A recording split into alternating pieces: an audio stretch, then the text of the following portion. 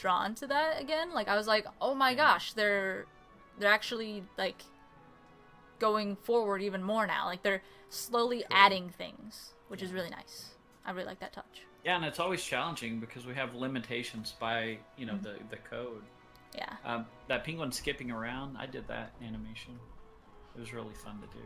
I love these Kiotsky kicking penguins to death.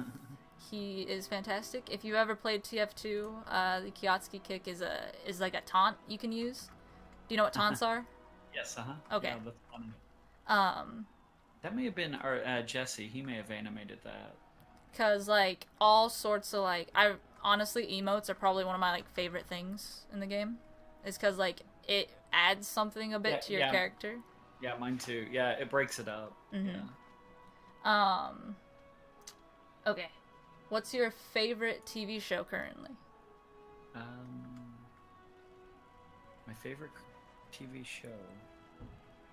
Well, okay. I'm a pretty big dork, so I love Wheel of Fortune. Ah, don't worry, all of us here are dorks.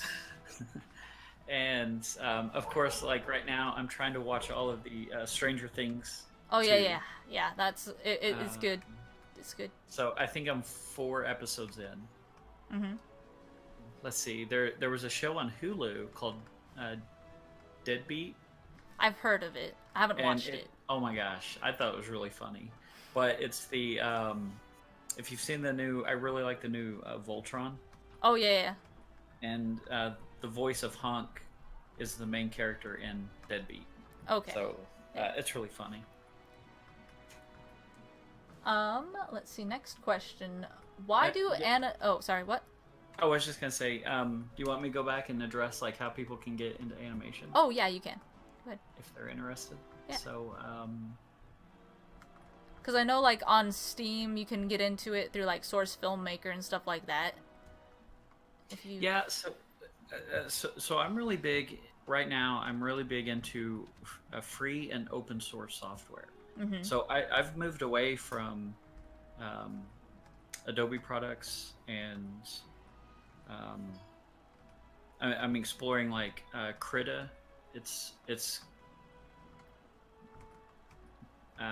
being developed heavily, but they have an animation section where you can do kind of traditional animation. Mm-hmm. And that's what I'd suggest is reading books, watching YouTube videos, going to different websites on traditional animation, and just getting the kind of the fundamentals down. And then if you use Blender or 3D Max or Flash, that's just another tool. Yeah. And there's a lot of great schools out now, like Animation Mentor. A lot.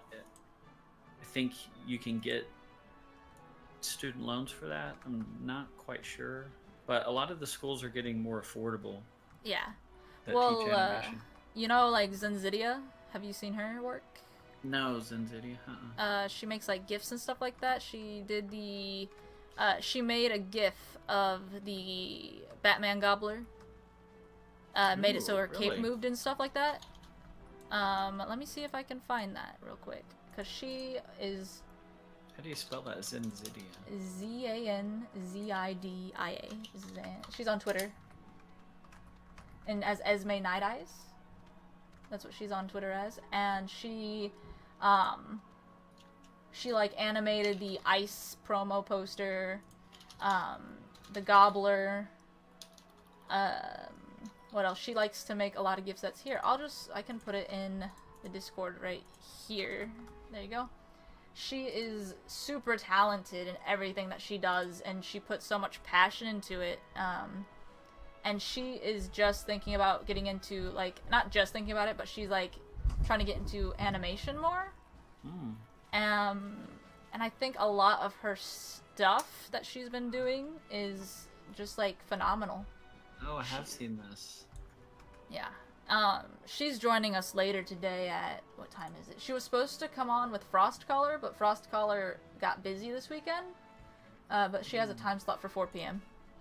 Oh, very, very cool. Yeah. But yeah, so like she's been starting to get into it, and she does that whole thing where she used multiple different softwares. Wow. Just for that one piece.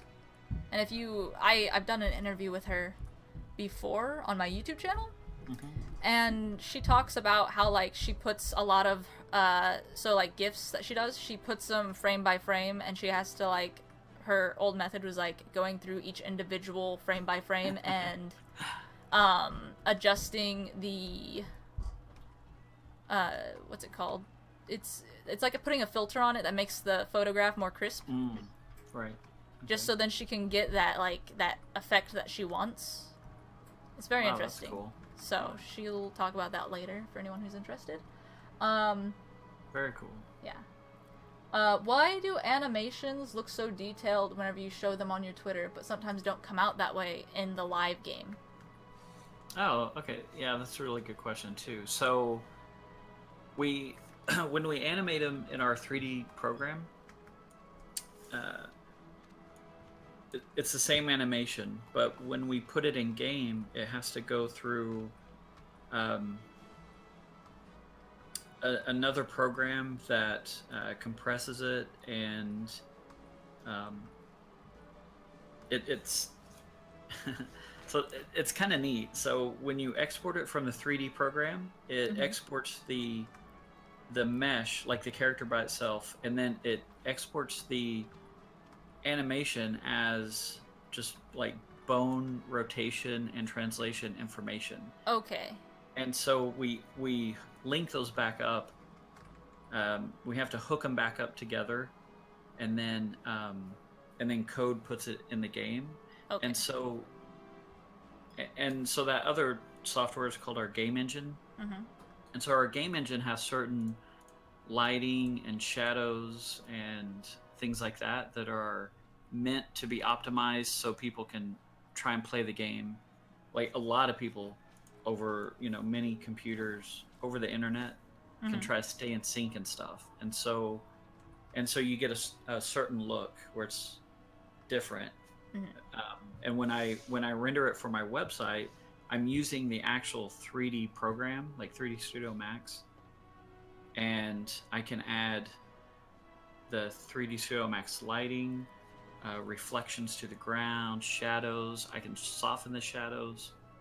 And so, for instance, like a walk would take me, let's say 20 minutes to render each frame of that walk cycle out.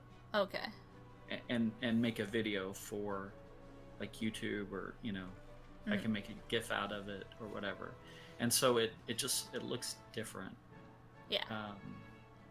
And so what goes into the game, if it took, for each frame of an animation, if it took even 30 seconds a frame, like there would be so much lag, but it would look pretty. Yeah. You just get and play it. So. Yeah. Cause so that's why. That's a good question. Yeah, I was showing this penguin just so then people could kind of get an idea of what you're talking about the whatever the so joints. See, he does so he doesn't really have a shadow underneath him on that barrel. Yeah. His lighting, it's kind of our level designer set up the lighting, and so like under the player, we just fake the shadow. It's just like a round blur shadow. It's just a circle. Yeah, because you can turn it on or off. Yes, yeah. And so, and it's just for optimization. If we had actual lighting that casted a shadow onto the ground, it takes up so much processing. It does. So like I've played Assassin's Creed on my old computer, and the shadows, I had to turn it down to the lowest setting, and they look like blocks. Yeah. It was so bad. Whenever I upgraded my computer, I could finally play it with actually nice graphics, and the shadows were not blocky. Yeah.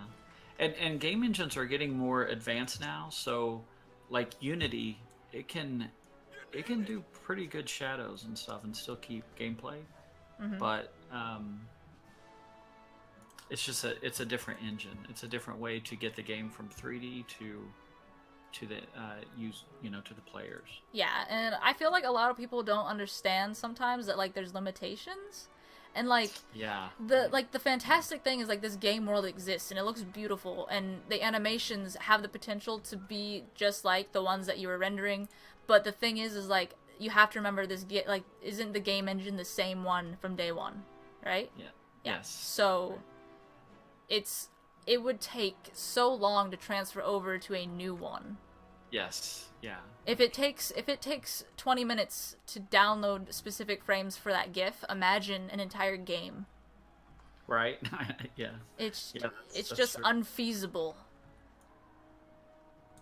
Okay. What's your favorite world in Pirate and in Wizard?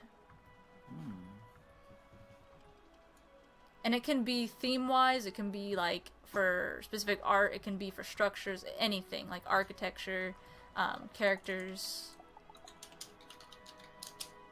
Okay, let me think. I'm gonna have to, like, there are so many worlds. I kind of need to refresh my memory. So for Pirate, I really like Cool Ranch. Yeah. I thought that one I was a think it's pretty really cool cool. world. I thought it was pretty cool. A lot of people don't like it, but like I really was enjoying cowboys and Indians whenever I was like young.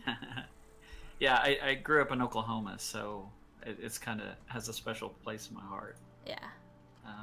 Let's see. For Wizard,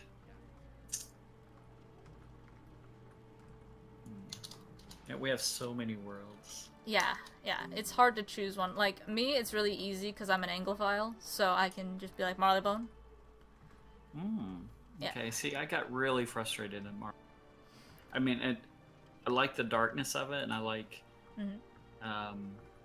the characters are really unique. But man, just early on, I played it early on, and you could not go across the rooftops without Running into battling people, yeah. every time. And I think we've fixed that since then. But yeah, it's definitely like it's not like gameplay wise why I like it. It's the theme. That's my thing. I really like the theme of the world. the overall theme. Yeah, like I love the professor and Sherlock Bones and Watson and Meow Yardy, and the fact that like in your mind you kind of can see these like little tiny like hat tips or tip of the hats or whatever to objects and Right. Yeah. like shops and streets. And the greatest thing is that Marleybone is also in Pirate 101, which then expands your horizons on it even more, because whenever you look at the world map, you're just seeing a portion of what it really is as a whole in like Pirate. Right. Because if you're in Pirate, do you work a lot on Pirate, or do you see a lot of Pirate? No, not really. I've done animations for it, but and I've done some playthroughs on it, but I've never played it from start to finish. Same. I'm in the middle of it. That's what I'm kind of doing. It was hard. I thought it was hard. It was fun, but hard. Yeah. It's definitely, I feel like if people want a more challenging game set with the same type of theme, they should definitely go for Wizard. Not Wizard, sorry, Pirate. Yeah. It's really fun. But yeah, so do you know a lot about England or Sussex or anything? No. No. Okay. So in Sussex, Perfect. there's chalk cliffs that overlook the seas. And in Pirate, as you're sailing, you can see that. And another cool thing about Pirate that I really like is that if you're on a friend ship, or if you're on your own ship, you can press left shift and you can see the environment go by. And that's such like, as like someone who's been a fan of this game since forever and wanted something like that, to just be able to look at the scenery as it goes by is fantastic. Yeah, that's cool. Yeah, Pirate's beautiful. I mean, I love the skyways. I love the ships. Yeah. A lot of unique characters, and the animations are like they went like full force on the animations. Yeah. It's really cool. I think it is like gameplay wise and graphic wise it's better than Wizard, but Wizard has that like that blast to the past type feel as well. Yeah, nostalgia. Yeah, for sure. I think in Wizard I really still like Marleybone. I mean, I'm sorry, Mushu. It's one of my, like, I think it's really pretty. I study Japanese. I study Aikido, which is like swords and samurais. And, the way of Bushido. So in Wizard, I still really like Bushido. The I think it was Tom that was saying one time something about